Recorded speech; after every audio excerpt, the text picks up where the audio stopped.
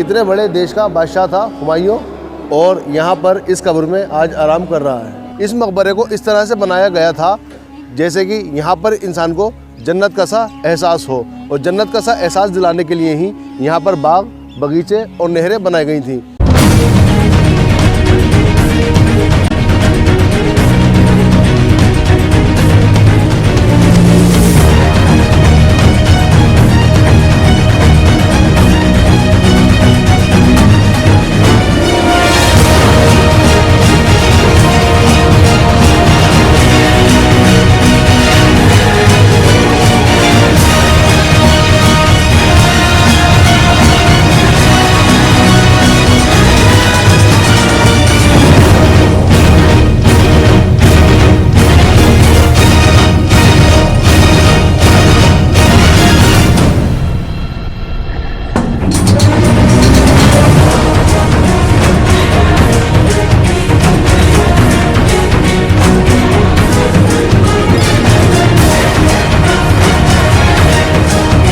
Hello good morning friends, कैसे हैं आप लोग। उम्मीद है आप लोग अच्छे होंगे।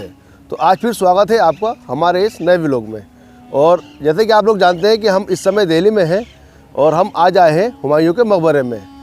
ये हुमायूं का मकबरा मुग़ल बादशाहों में सबसे खूबसूरत मकबरा है। और यहाँ जब आप दिल्ली में आएंगे तो निज़ामुद्दीन रेलवे स्टेशन से 3 किलोमीटर दूर है हुमायूं का मकबरा। तो यहाँ पर आप आकर 40 रुपये का टिकट है, और टिकट लेने के बाद आप घूम सकते हैं हुमायूं के मकबरे में। तो चलिए आइए आपको दिखाते हैं अंदर से हुमायूं का मकबरा।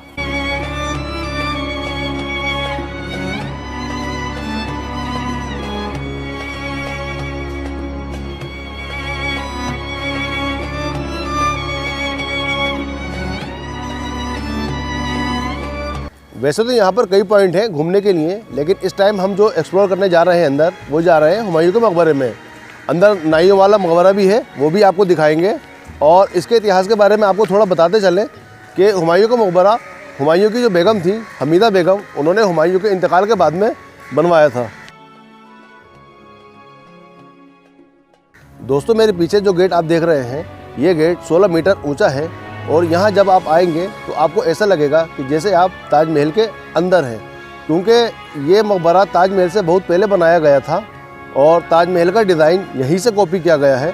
तो जब आप इस गेट के अंदर जाएंगे तो इस गेट के अंदर जाने के बाद ही सामने आपको दिखेगा हुमायूं का मकबरा। और हुमायूं का मकबरा देखने के बाद आपको ऐसा लगेगा जैसे कि आप ताजमहल में आए हो। तो चलिए आइए आपको दिखाते हैं अंदर से हुमायूं का पूरा मकबरा।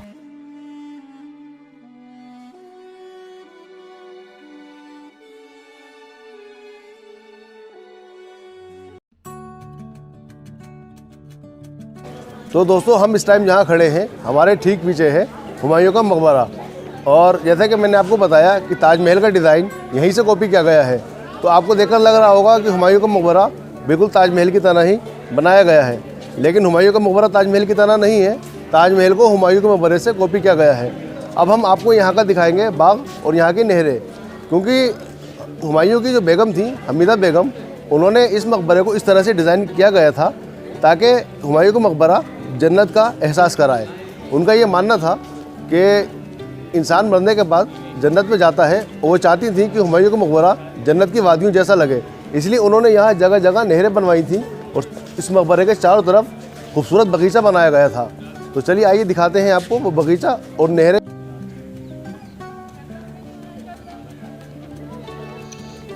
यहाँ पर 4 बाग शैली के सुंदर बगीचे ठीक वैसे ही बने हैं जैसे कुरान में जन्नत के बागों का जिक्र है। ऐसा आलीशान मकबरा भारत में इससे पहले कभी नहीं बना था, और जब ये बना तो बाद के मकबरे इसी की शैली के बनने लगे। और उनमें सबसे ज़्यादा मशहूर हुआ सफ़ेद संगमरमर से बना आगरा का ताजमहल। मकबरे की मुख्य इमारत को बनने में लगभग 8 साल लगे और भारतीय उपमहाद्वीप में 4 बाग शैली का पहला उदाहरण बनी। यहाँ सबसे पहले लाल बलुआ पत्थरों का इतने बड़े स्तर पर इस्तेमाल हुआ था। 1993 में इस इमारत को यूनेस्को द्वारा विश्व धरोहर स्थल घोषित किया गया। मकबरे का निर्माण उस समय 15 लाख रुपए की लागत से किया गया था। इस मकबरे के वास्तुकार सैयद मुबारक गियाथ और उसके पिता मिनाक मिर्ज़ा गियाथ थे, जिन्हें अफ़गानिस्तान के हेरात शहर से विशेष रूप से बुलवाया गया था। इस मकबरे में बगीचे की जो 4 बाग शैली थी वो भारत में पहली बार बनाई और देखी गई थी। ये भारत का ऐसा पहला मकबरा था। इसके बाद तो अधिकतर मकबरे इसकी तर्ज पर बनने लगे। ख़ास बात यह है कि इसी शैली ने भविष्य में ताजमहल को जन्म दिया। यानी ऐसा कह सकते हैं कि ताजमहल हुमायूं के मकबरे का ही अपडेटेड वर्जन है। 1857 की क्रांति के बाद मुग़ल सम्राट बहादुर शाह जफ़र अपने 2 बेटों के साथ हुमायूं के मकबरे में ही छिपे थे, जहां से गिरफ्तार करके अंग्रेज़ों ने उन्हें रंगून भेज दिया। बहादुर शाह जफ़र सिर्फ बादशाह ही नहीं बल्कि एक अच्छे शायर भी थे। जब मेजर हडसन मुग़ल सम्राट को गिरफ्तार करने के लिए हुमायूं के मकबरे में पहुंचा, तो मेजर हडसन, जो खुद भी उर्दू का थोड़ा ज्ञान रखता था, उसने कहा, दमदमे में दम नहीं है, खैर मांगो जान की ए ज़फ़र, ठंडी हुई अब तेग हिंदुस्तान की। इस पर ज़फ़र ने उत्तर दिया, गाज़ियों में बू रहेगी जब तक ईमान की, तख्ते लंदन तक चलेगी तेग हिंदुस्तान की।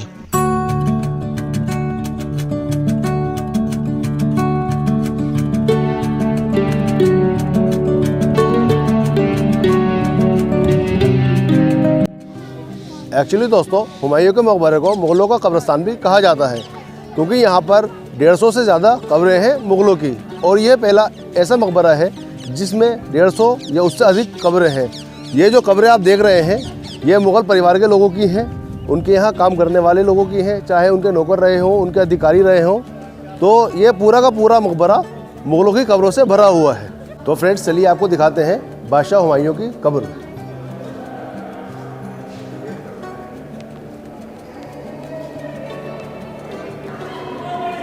यही वाली कब्र है बादशाह हुमायूं की, और आप देख रहे हैं कितने बड़े देश का बादशाह था हुमायूं, और यहाँ पर इस कब्र में आज आराम कर रहा है। चलिए अब आपको दिखाते हैं बादशाह हुमायूं की बीवियों की कब्र।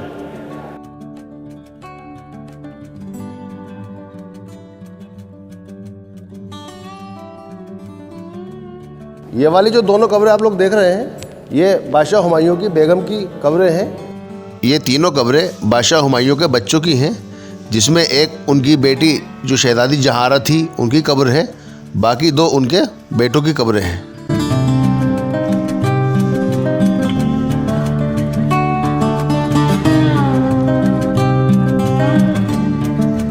वैसे तो दोस्तों, इन लोगों की जो रियल कब्रें बनी हुई हैं वो यहाँ इसके नीचे बनी हुई हैं।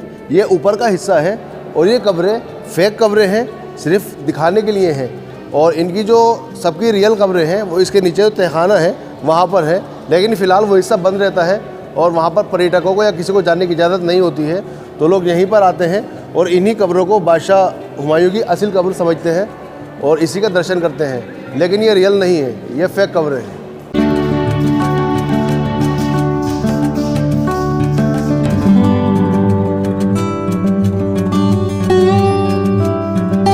अब हम चल रहे हैं नाई के मकबरे में। दोस्तों, जो बादशाह हुमायूं के शाही नाई थे, उनका भी यहाँ पर मकबरा है। ये सामने अंदर, चलिए चलते हैं और बताते हैं आपको इस मकबरे के बारे में।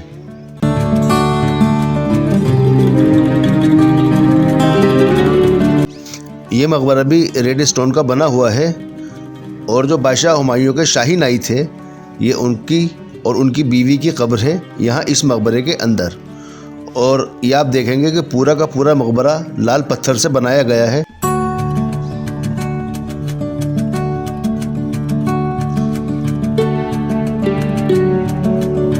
और जो कब्रें हैं वो सफ़ेद संगमरमर से बनी हुई हैं, और उनके ऊपर कुरान की आयतें लिखी हुई हैं। अभी हम इस मकबरे के दूसरी साइड खड़े हुए हैं, और जैसा कि हमने आपको बताया था कि इस मकबरे के चारों तरफ ये पानी की नहरें बनाई गई थीं, तो आप देख सकते हैं इस साइड में भी ठीक वैसे ही पानी की नहरें हैं, लेकिन यहाँ इनमें अभी पानी नहीं है।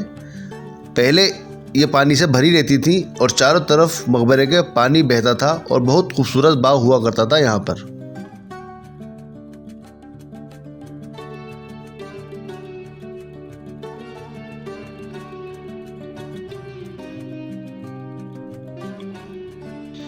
अब मैं आपको बताता हूँ कि हुमायूं को बदनसीब बादशाह क्यों कहा जाता है। वो जिंदा थे तब भी बदनसीब कहे जाते हैं, और इंतकाल के बाद भी उन्हें बदनसीब कहा जाता है। बाबर के इंतकाल के बाद हुमायूं बादशाह बने, लेकिन हुमायूं तख्त पर बैठने के बाद भी ज़्यादा वक्त तक उसका आनंद नहीं ले पाए। बादशाह बनने के बाद शेरशाह सूरी से उनकी जंग हुई, जिसमें वो हार गए और उन्हें हिंदुस्तान छोड़कर जाना पड़ा। शेरशाह सूरी के इंतकाल के बाद वो दोबारा हिंदुस्तान वापस आए और दिल्ली पर कब्जा कर लिया और पुराने किले में रहने लगे, जहां 1 साल बाद ही उनकी सीढ़ियों से गिरकर मौत हो गई। हुमायूं के अंदर एक आदत थी, जैसे ही वो अजान की आवाज़ सुनते थे अपने घुटनों का बल बैठ जाते थे। हुमायूं को किताबें पढ़ने का बहुत शौक़ था और उनके किले में एक लाइब्रेरी थी। यह उनकी बदनसीबी ही कही जाएगी कि जिस वक्त वो लाइब्रेरी में जा रहे थे उनके दोनों हाथों में किताबें थीं। ठीक उसी वक्त अजान हो गई और हुमायूं आदत के मुताबिक घुटनों के बल बैठ गए और उनका चोगा उनके पैरों के नीचे दब गया और दोनों हाथों में किताबें थीं, जिससे वो अपना संतुलन नहीं बना सके और सीढ़ियों से गिरकर उनका इंतकाल हो गया और उन्हें वहीं उसी पुराने किले में दफन कर दिया गया। लेकिन उनकी बदनसीबी यहीं ख़त्म नहीं हुई। हुमायूं की मौत की खबर सुनकर हेमचंद्र विक्रमादित्य, जो कि हेमू के नाम से प्रसिद्ध है, उसने पुराने किले पर हमला कर दिया और कब्ज़ा कर लिया। मुग़लों ने सोचा कि कहीं हेमू हुमायूं की कब्र को नुकसान ना पहुंचाए। ये सोचकर उन्होंने कब्र खोदकर हुमायूं की बॉडी को निकाला और अपने साथ ले गए। ये कब्र कभी सरहिंद तो कभी कंधार तो कभी कालानौर भटकती रही। बाद में अकबर द्वारा फिर से दिल्ली जीतने के बाद 1565 से 1572 में हुमायूं की विधवा बेगम हमीदा बानो बेगम ने दिल्ली में हुमायूं का मकबरा बनवाया। तब इसमें हुमायूं को दफनाया गया।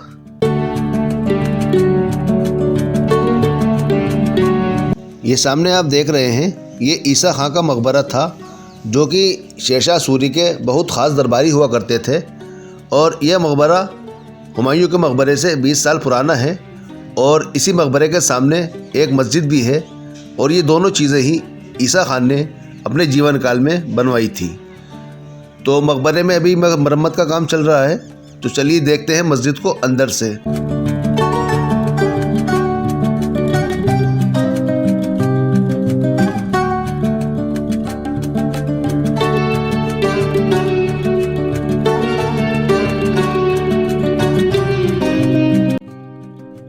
तो दोस्तों, आप लोगों ने देखा हुमायूं का मकबरा और आप लोगों ने देखा कि कितना खूबसूरत और आलीशान मकबरा बनाया गया है।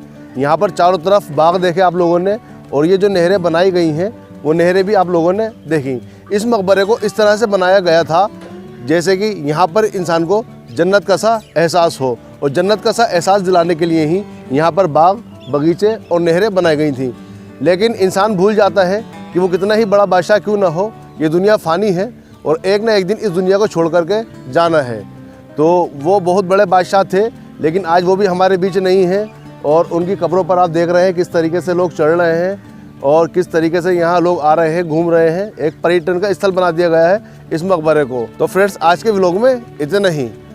आपको हमारा ये व्लॉग कैसा लगा प्लीज़ कमेंट करके ज़रूर बताइएगा और अगर आपको ये वीडियो अच्छी लगी हो तो वीडियो को लाइक और शेयर भी करिएगा।